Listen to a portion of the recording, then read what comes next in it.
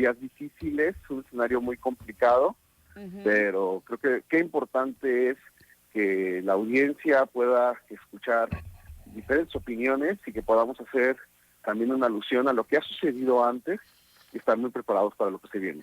Pues hay mucho que platicar. Primero que nada, cómo inmediatamente al asumir la presidencia, pues empieza ya con estas medidas. Una de ellas es cerrar la frontera al asilo, que esto ya lo estamos reportando desde hace algunos días, y todo lo que se ha venido dando. Tus primeras impresiones, Javier, sobre esto que está haciendo el presidente de Estados Unidos, Donald Trump. Me sorprende que nos sorprenda. Eso es lo primero que me gustaría decirte, porque llevamos un año discutiéndolo, las organizaciones que trabajamos en atención a personas en contexto de movilidad.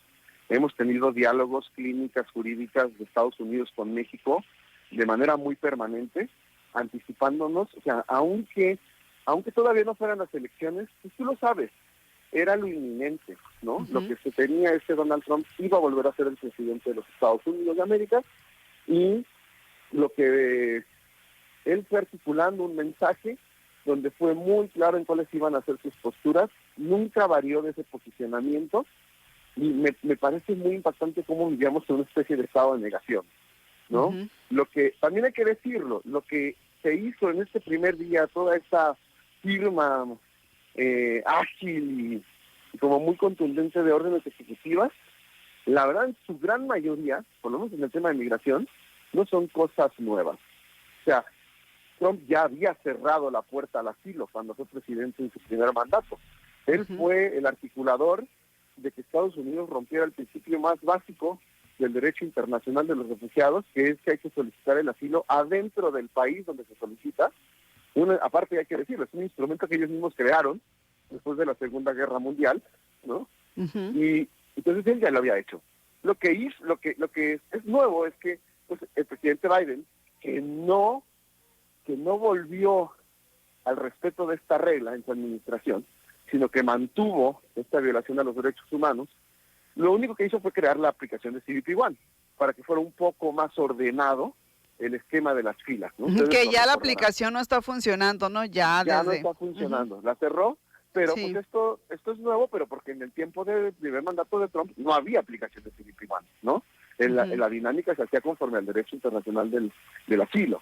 Entonces, pero es lo mismo. La Guardia Nacional también fue bueno, el ejército, la Guardia Nacional, o sea, lo que estamos hablando de fuerzas públicas, estamos hablando de elementos que no son administrativos, ya los había desplegado Donald Trump en las caravanas de 2018, ya había hecho este llamado a estado de emergencia después con el tema del COVID, ¿no? El tema de las atribuciones extraordinarias que pueda tener ICE para poder hacer redadas en lugares donde, eso sí es cierto, ¿no? Se amplió hacia lugares donde antes no se había ampliado, pero lo cierto es que las órdenes ejecutivas de Trump anteriormente rompían esta idea más de los demócratas, porque los demócratas deportan más que los republicanos, pero los demócratas focalizan las deportaciones, o sea, escogen ciertos perfiles, ¿no? El problema con el presidente Trump es que quiere hacer un mensaje de miedo, donde nadie se sienta seguro, aun si eres un migrante documentado o regular. Sí, pues las formas son distintas, el discurso también es muy diferente. Ahora, a mí me llama la atención también que no sé si en el periodo de los demócratas también se daba, pero, por ejemplo, ya hubo incluso por parte del Departamento de Justicia un comunicado de advertencia, amenaza, diría yo, para esos funcionarios de varias entidades de Estados Unidos, locales, que se resistan a estas medidas que está tomando Donald Trump contra la inmigración. ¿Cuál es tu parecer en torno a esto y por qué crees entonces que también se toma esta medida? Esa sí me parece la medida más innovadora, no por eso buena, ¿verdad? Me parece terrible la medida, pero creo que es porque también hay un contexto diferente. Donald Trump sembró en su primer mandato, Biden no quitó, no limpió, y entonces ahora llega Donald Trump a cosechar. Tenemos una Suprema Corte de Justicia de los Estados Unidos mucho más conservadora que en el primer mandato de Donald Trump, ¿no? Tenemos una polarización del discurso xenofóbico contra los migrantes más expuesta, más notoria, que le permite entonces, tenemos incluso gobernadores de ultraderecha que en los últimos años se han atrevido a desafiar el federalismo de los Estados Unidos en políticas antimigrantes, ¿no? Y entonces en ese contexto puede llegar ahora Donald Trump y hacer esta medida de intimidación hacia los gobiernos estatales y locales. Es inconstitucional, me parece totalmente, sí lo es. Aquí creo que este es un asunto que se debe este asunto tendrá que llegar a la Corte Suprema de los Estados Unidos para que se pueda determinar si se puede o no se puede hacer un pronunciamiento o una persecución de esta naturaleza. En mi punto de vista no se puede, rompe el principio básico del gobierno federal de los Estados Unidos, pero ya es el atrevimiento de establecer ese tipo de medidas, ¿no? Que después tiene otra forma de persecución que no es jurídica, sino política. ¿Qué consideras que puede pasar o qué va a pasar, por ejemplo, con las conocidas ciudades santuario? Es gravísimo lo que está sucediendo, porque la ciudad santuario es un concepto que jurídicamente es muy pobre. O sea, no pudieron construir, porque eso tendría que estar fortalecido en el andamiaje legislativo de los Estados Unidos. ¿Qué significa ser ciudad santuario? ¿Qué medidas de protección o salvaguardas puede tener un gobierno local o un mayor, un alcalde, ¿no? Para proteger a su gente? Eso no estaba escrito. Había una serie de interpretaciones o de principios de gobernanza que sí permitieron en un primer escenario que hubiera como un dique de contención, ¿no? Donde las ciudades dijeran, pues mínimo no voy a colaborar con ICE, ¿no? O sea, no se la voy a poner tan fácil.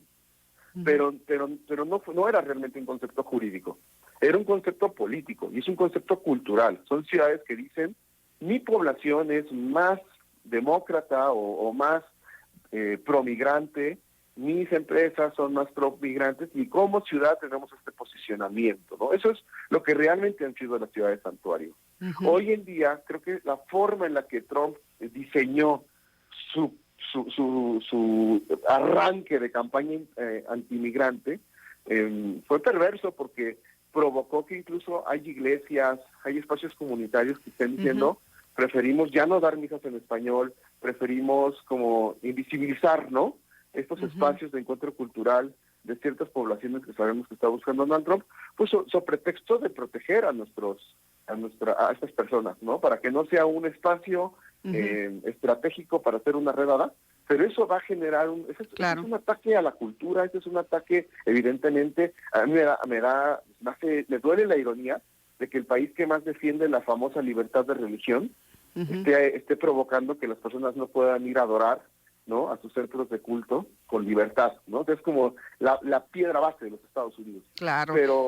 Pero yo creo que este ataque cultural va a tener una implicación muy fuerte en el futuro sobre la capacidad real de resiliencia que tienen estas ciudades santuarios, ¿no? Yo veo un escenario adverso y creo que lo que tenemos que hacer es dejar de hacer activismo promigrante judicial solamente como con estas organizaciones y tenemos que apelar a que sean las comunidades las que hagan esta reflexión de cómo debemos de contrarrestar políticas, porque a todos nos afectan. Estas políticas a todos nos afectan, aunque nos queramos negar a aceptarlo. Muy interesante este punto de vista, esta intervención, Javier. ¿Una última reflexión con la que quisiera cerrar esta participación? Para mí es muy importante que que le pidamos a nuestro gobierno, al gobierno federal, al gobierno estatal, que no caricaturicen esta situación y que no caigan en generalizaciones absurdas, ¿no? De si los migrantes son buenos o malos. Yo no me voy a cansar de decirlo, pero ahora mucho menos en este escenario. No podemos hablar de que los migrantes son buenos o los migrantes son malos. Tenemos que hablar de necesidades que tienen las personas. La ciudad, todos los hondureños y salvadoreños que han migrado a los Estados Unidos no superan la población de la ciudad de Guadalajara. Y nosotros, o sea, la cantidad de municipios en México, de personas que han huido de sus municipios fantasmas, que han quedado en Zacatecas, en Tabasco, en Tamaulipas, en Guerrero, en Jalisco, en Michoacán, o sea, es muchísimo más cantidad de personas que han huido históricamente a los Estados Unidos bajo ese contexto. Entonces creo que es muy importante tener esa noción histórica y hacernos mucho más responsables, ¿no? De cómo hacemos un manejo del tratamiento que le vamos a dar a estas personas. Se vienen muchos mexicanos deportados que nunca vivieron en México, y también hay que ser muy empáticos con ellos, porque este no es, o sea, es su país porque les concedemos la nacionalidad y porque les recibimos y son nuestros hermanos, pero nunca fue su cultura, nunca fue su país. Van a vivir un shock muy fuerte cultural y tenemos que ser muy empáticos también con ellos. Y que este tema da para mucho, ¿eh? Este tema da para mucho y merecería pues otra intervención. Javier, ojalá más adelante podamos conversar contigo. Este shock cultural al que se van a enfrentar estos mexicanos y mexicanas que por primera vez y por todo este contexto van a tener que regresar a nuestro país. Muy bien, muchas gracias, Javier, por esta intervención en este espacio. Javier Contreras Arriaga, director de la Clínica Nansen de Migración y Refugio del Tecnológico de Monterrey, allá en Jalisco. Un saludo desde acá, desde Sonora. Un saludo y que tengan un buen día. 7:44, vamos a mensajes.